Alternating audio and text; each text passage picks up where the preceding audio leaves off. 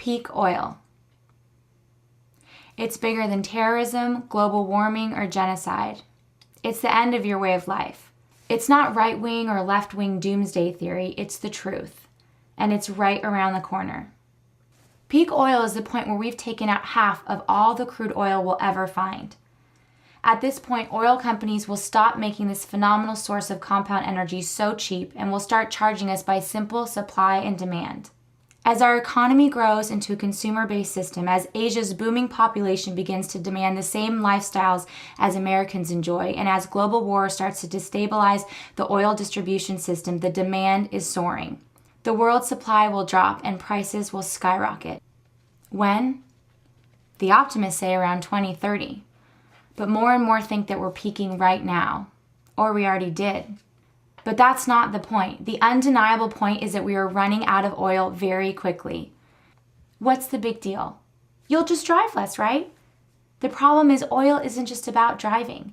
Oil affects almost every aspect of our lives. Think about it. 90% of our transportation fuel is oil.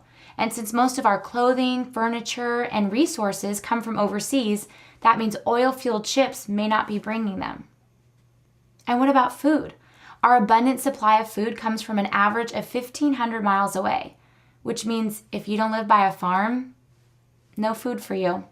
There won't be much food anyway, since oil is used to make fertilizers and pesticides spread by gas-fueled tractors.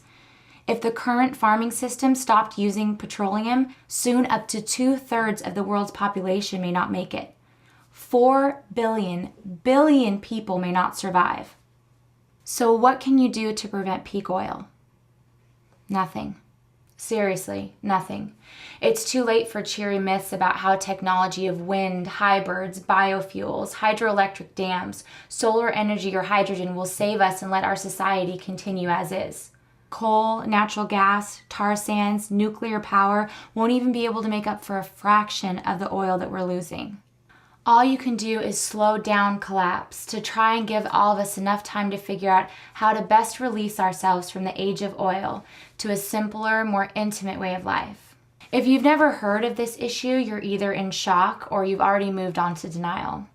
Maybe you're angry, dismissive, or desperate to collect reliable evidence to discredit the idea that our way of life is in jeopardy.